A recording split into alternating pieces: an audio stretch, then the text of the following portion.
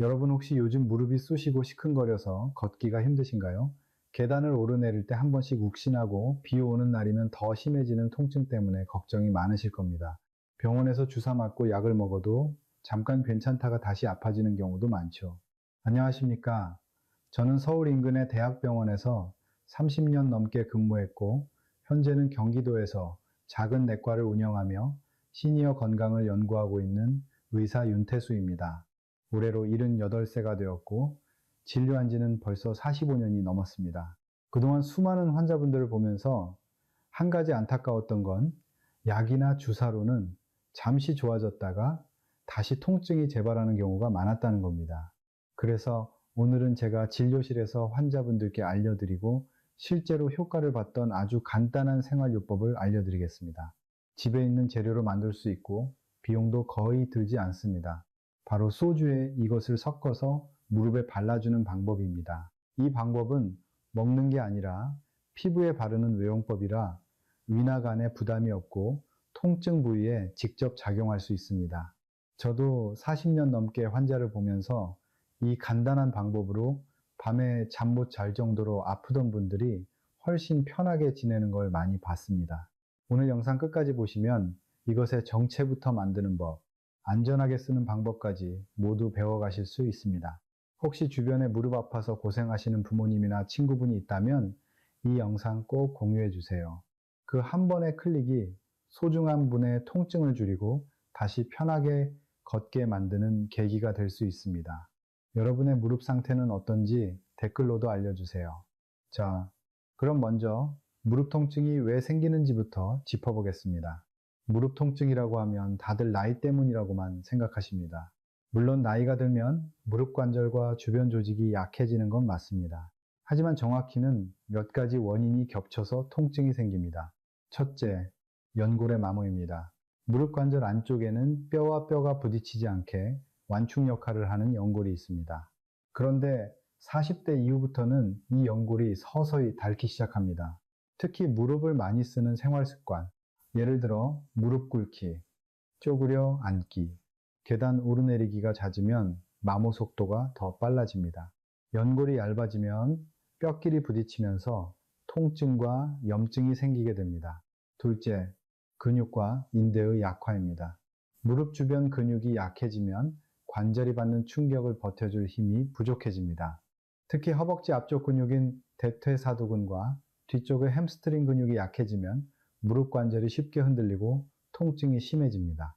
셋째, 혈액순환 저하입니다. 무릎 주변의 혈류가 줄어들면 산소와 영양 공급이 원활하지 않아 관절과 주변 조직의 회복이 늦어집니다. 또한 체온이 낮아지면 통증이 더 심해지고 관절이 뻣뻣해질 수 있습니다. 넷째, 체중 증가입니다. 무릎은 우리 몸무게의 3배에서 5배에 해당하는 하중을 견딥니다. 체중이 1kg 늘면 무릎에는 3kg에서 5kg의 하중이 더해지는 셈입니다. 그래서 체중이 조금만 늘어도 무릎 통증이 훨씬 심해질 수 있습니다. 다섯째, 외상과 생활 습관입니다.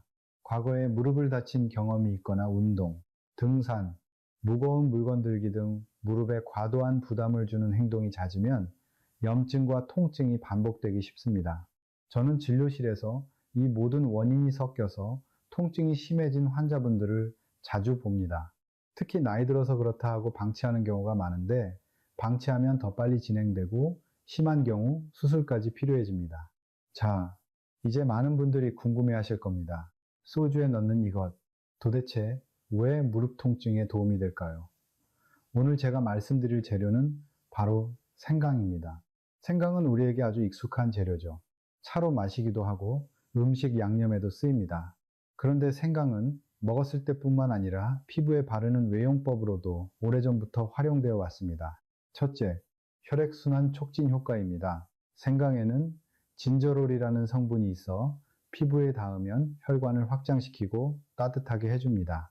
혈액순환이 좋아지면 통증 부위에 산소와 영양이 잘 공급되고 노폐물이 빠져나가는 속도가 빨라집니다.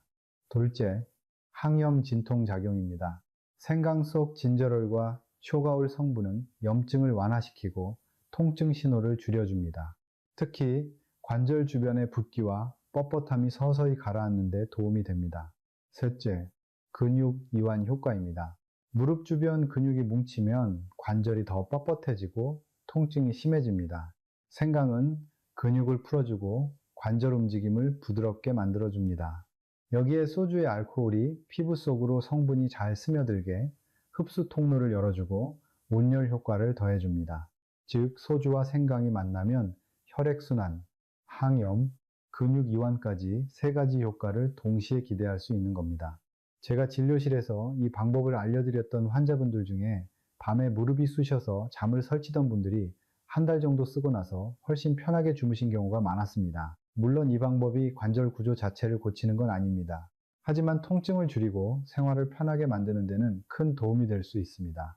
그럼 이제 이 소주와 생강을 어떻게 준비하고 만드는지 구체적으로 알려드리겠습니다. 필요한 건 딱 두 가지입니다. 소주와 생강입니다. 첫째, 소주입니다. 마트나 편의점에서 쉽게 구할 수 있는 일반 소주면 됩니다. 도수는 16도에서 25도 정도면 충분합니다. 알코올이 너무 높으면 피부 자극이 심해질 수 있으니 40도 이상의 술은 피해주세요. 둘째, 생강입니다. 가능하면 신선한 생강을 쓰는 게 좋습니다. 껍질이 매끈하고 단단하며 향이 강한 것을 고르세요. 말린 생강을 쓰셔도 되지만 효과는 신선한 것이 조금 더 좋습니다. 생강은 한 번에 많이 사서 필요할 때마다 꺼내 쓰는 게 편합니다. 보관은 냉장고 채소칸에 신문지나 키친타월에 싸서 밀폐 용기에 넣어두면 한 달 정도는 신선하게 유지됩니다. 이제 재료를 준비했다면 다음은 사용하기 전에 간단한 손질 과정입니다. 먼저 생강을 깨끗하게 세척해 주세요.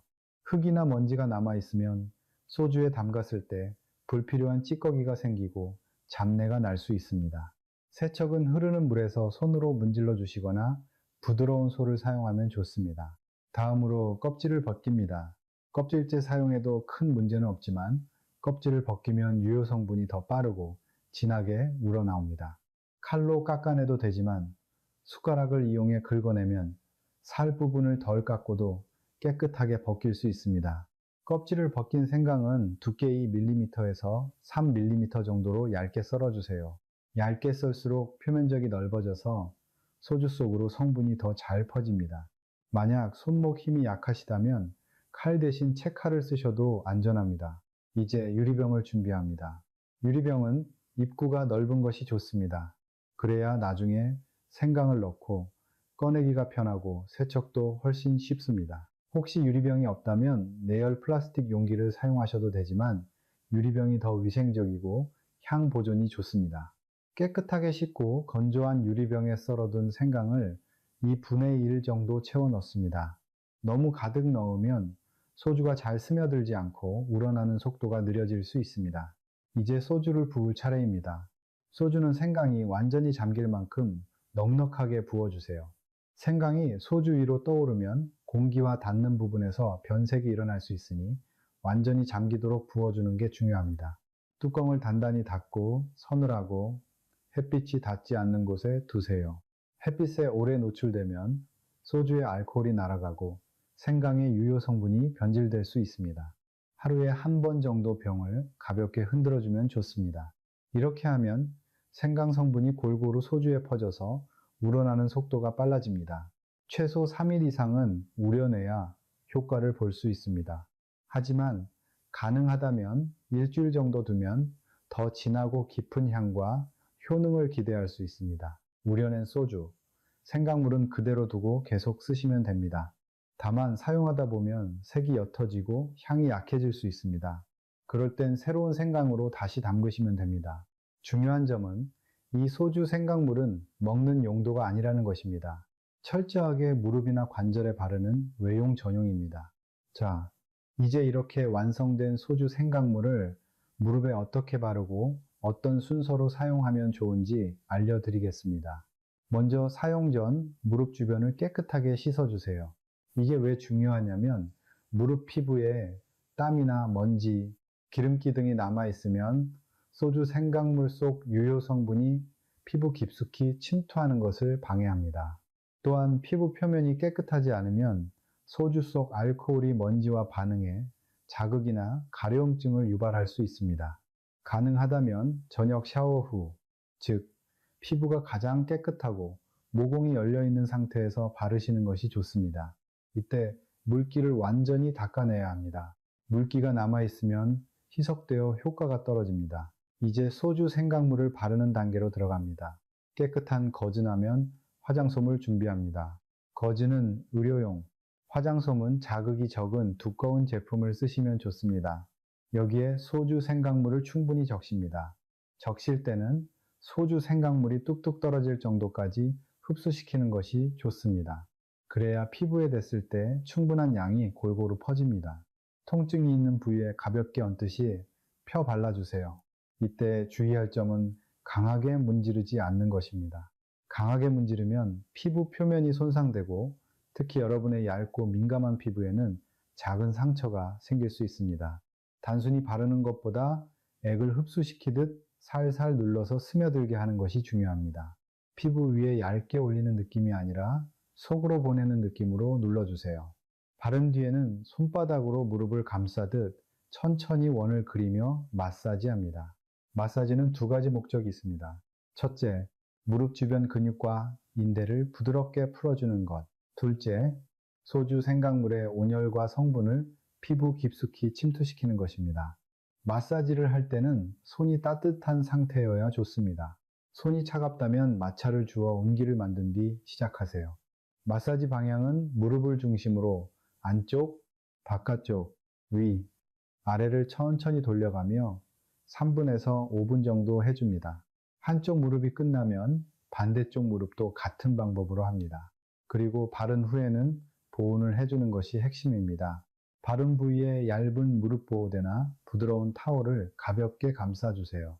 이렇게 하면 소주와 생강의 열감이 오래 유지되고 관절과 근육이 훨씬 편안해집니다.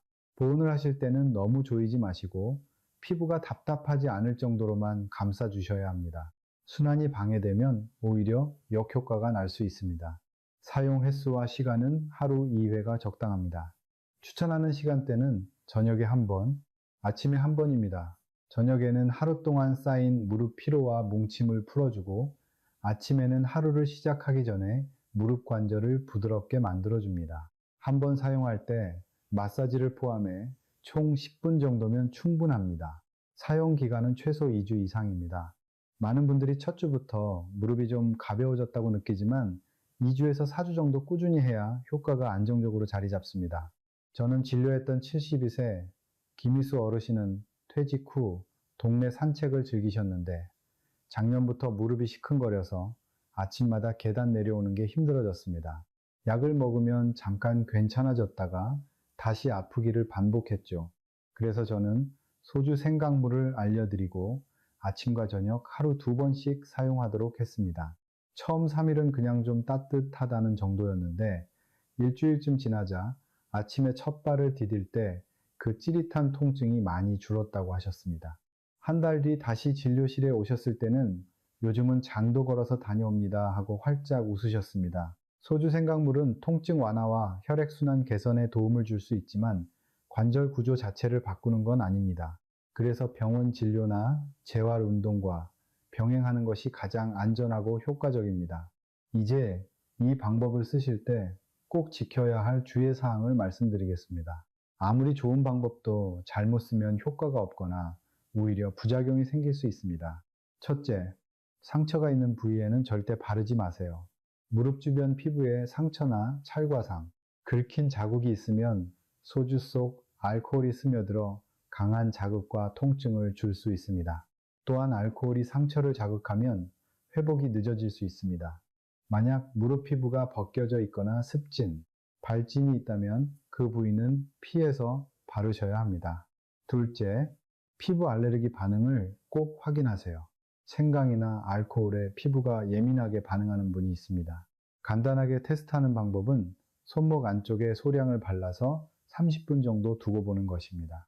가렵거나 붉어지면 사용을 중단하는 게 안전합니다. 셋째, 열감이 심하거나 부기, 발열이 있는 경우는 사용을 피하세요.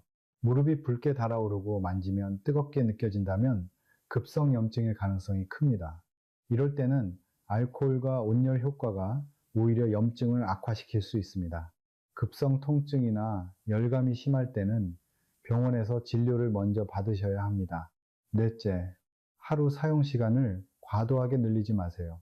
좋다고 하니까 많이 바르면 더 낫겠지, 이렇게 생각하는 분들이 있습니다. 하지만 알코올은 피부를 건조하게 만들 수 있고 생강 성분이 자극이 될 수 있습니다. 하루 1회로 한 번 바를 때 5분에서 10분 정도면 충분합니다. 다섯째, 특정 질환이 있는 분들은 의사와 먼저 상의하세요. 당뇨가 심하거나 피부 감각이 떨어진 분들은 열감이나 자극을 잘 못 느껴서 피부 손상이 생길 수 있습니다. 또한 알레르기 체질이거나 피부 질환 치료를 받고 있는 분들은 전문가 상담 후 사용하시는 게 좋습니다. 저는 진료실에서 봤던 환자분 중 73세 박광수 어르신이 계셨습니다. 이분은 평소 등산을 좋아하셨는데 몇 달 전부터 무릎이 욱신거리기 시작했다고 합니다. 특히 아침에 일어나 첫 발을 디딜 때 날카롭게 찌르는 듯한 통증이 있었죠. 제가 이 소주 생강물을 알려드렸고 분명 주의사항도 말씀드렸지만 효과를 빨리 보고 싶은 마음에 하루에 5, 6번씩 바르기 시작하셨답니다. 아침에 일어나서 한 번, 산책 나가기 전 한 번, 점심 먹고 한 번, 저녁에도 한 번, 잠들기 전도 한 번, 거의 몇 시간 간격으로 무릎을 적시신 겁니다. 처음 3일 정도는 따뜻하고 시원한 느낌이 좋아서 통증이 조금 줄어드는 것 같았다고 하셨습니다. 그런데 일주일쯤 지나자 무릎 피부가 점점 하얗게 건조해지고 각질이 일어나더니 가렵기까지 했습니다. 결국 열흘이 지나서는 피부가 갈라지고 옷에 스칠 때도 쓰라릴 정도가 되어서 진료실로 오셨습니다. 진찰해 보니 피부 표면이 심하게 건조해져 있었고 소주 속 알코올과 생강의 자극 성분이 오히려 피부 장벽을 손상시킨 상태였습니다. 그래서 저는 즉시 사용을 중단하게 하고 보습제를 하루 3번씩 바르도록 했습니다. 그리고 2주 동안은 무릎에 소주 생강물을 못 쓰게 했죠. 다행히 피부가 회복된 뒤에는 하루 1회로 사용을 줄여서 다시 무릎 관리를 이어가고 계십니다. 이 사례에서 중요한 건 좋은 것도 적당히 해야 한다는 것입니다. 욕심을 내서 과하게 사용하면 효과는커녕 오히려 부작용이 생길 수 있습니다. 그래서 꼭 적당히 꾸준히가 중요합니다. 이 주의 사항만 지켜주신다면 소주 생강물은 비용도 적게 들고 집에서 안전하게 할 수 있는 무릎 건강관리법이 될 수 있습니다. 여러분, 아무리 소주 생강물이 좋아도 그 효과를 오래 유지하려면 생활 습관이 함께 바뀌어야 합니다. 무릎 건강은 하루아침에 좋아지는 게 아니라 매일매일의 작은 습관이 쌓여서 만들어집니다. 첫째, 하체 근육을 꾸준히 단련하세요. 무릎 관절은 근육이 보호해 줍니다. 특히 허벅지 앞쪽의 대퇴사두근과 뒤쪽의 햄스트링이 무릎을 안정시키는 핵심입니다. 간단한 방법으로는 의자에 앉아 무릎을 쭉 펴고 10초 동안 유지하는 다리 뻗기 운동이 있습니다. 또는 벽을 등지고 앉는 자세, 즉 벽 스쿼트를 하루 2분씩 하는 것도 좋습니다. 처음에는 30초만 해도 힘들 수 있지만 점점 시간을 늘리면 무릎이 훨씬 안정됩니다. 둘째, 체중을 관리하세요. 무릎 통증이 심한 분들이 체중을 3kg만 줄여도 걷는 게 훨씬 편해지는 경우를 저는 진료실에서 자주 봤습니다. 체중 관리는 거창하게 할 필요 없습니다. 식사량을 조금 줄이고 단식과 튀긴 음식, 섭취를 줄이는 것부터 시작하시면 됩니다. 셋째, 무릎을 혹사시키는 자세를 피하세요. 쪼그려 앉기, 무릎 꿇기, 오래 서 있기, 갑자기 뛰기 등은 무릎 연골에 큰 부담을 줍니다. 가능하다면 바닥 생활보다는 의자 생활로 바꾸는 게 좋습니다. 계단은 가능한 한 천천히 오르고 손잡이를 잡고 내려오세요. 넷째, 하루 30분 이상 걷기. 무릎 건강에는 적당한 움직임이 필수입니다. 가만히 쉬기만 하면 근육이 더 약해지고 관절이 뻣뻣해집니다. 아침이나 저녁에 30분 정도 천천히 걷는 것만으로도 혈액순환이 좋아지고 관절이 부드러워집니다. 단, 통증이 심할 땐 걷기를 무리하지 말고 수영이나 실내 자전거처럼 무릎 부담이 적은 운동을 하세요. 다섯째, 무릎을 따뜻하게 유지하세요. 무릎이 차가워지면 혈액순환이 떨어지고 통증이 심해집니다. 겨울철에는 무릎 보호대를 착용하고 여름에도 에어컨 바람이 무릎에 직접 닿지 않게 하세요. 따뜻함은 무릎 건강의 기본이자 최고의 보약입니다. 여러분, 무릎은 우리가 하루를 살아가면서 가장 많이 쓰는 관절입니다. 아침에 일어나 첫 발을 내딛는 순간부터 저녁에 침대에 누울 때까지 걷고 서고 계단을 오르고 심지어 의자에 앉았다 일어나는 모든 순간 무릎은 쉼없이 움직입니다. 그래서 무릎이 보내는 작은 신호에도 귀를 기울이는 게 참 중요합니다. 오늘 제가 말씀드린 소주 생강물은 집에서 쉽게 만들 수 있고 무릎 통증을 완화하는 데 도움을 줄 수 있는 생활 속 지혜입니다. 하지만 한 가지 잊지 말아야 할 점이 있습니다. 이건 어디까지나 도움이 되는 보조법이지 모든 문제를 한 번에 해결해주는 마법 같은 약은 아닙니다. 무릎 건강을 지키려면 적절한 체중 유지, 하체 근육 강화 운동, 충분한 휴식과 스트레칭, 그리고 병원 진료와 같은 기본적인 관리가 함께 가야 합니다. 제가 45년 넘게 환자분들을 보면서 느낀 건 지금 조금 귀찮더라도 하루 10분의 관리가 10년 후에 내 삶을 바꾼다는 겁니다. 무릎 통증 때문에 좋아하는 산책을 못 나가는 어르신, 계단 때문에 외출을 꺼리는 분 모두 조금씩 관리 습관을 들이면서 다시 활발한 일상으로 돌아오셨습니다. 혹시 지금 이 영상을 보고 계신 분들 중에 나는 아직 괜찮아 하시는 분이 있다면 그게 바로 지금 시작해야 하는 이유입니다. 통증이 심해지고 움직임이 줄어든 뒤에 관리하려면 시간도 더 걸리고 회복도 더 어렵습니다. 그러니 오늘부터, 아니 오늘 저녁부터 무릎을 위해 단 10분만 투자해 보세요. 여러분의 무릎은 여러분을 평생 지탱해 줄 든든한 기둥입니다. 그 기둥을 튼튼하게 지키는 건 오직 여러분의 손에 달려 있습니다. 오늘 말씀드린 내용이 여러분이나 가족분들의 무릎 건강에 작은 도움이 되길 진심으로 바랍니다. 혹시 주변에 무릎 통증 때문에 고생하시는 분이 있다면 이 영상을 꼭 공유해 주세요. 여러분의 작은 클릭과 공유가 누군가의 인생을 바꾸고 무릎 건강을 지키는 소중한 시작이 될 수 있습니다. 여러분, 오늘도 무릎 건강하게 그리고 마음도 따뜻하게 지내시길 바랍니다.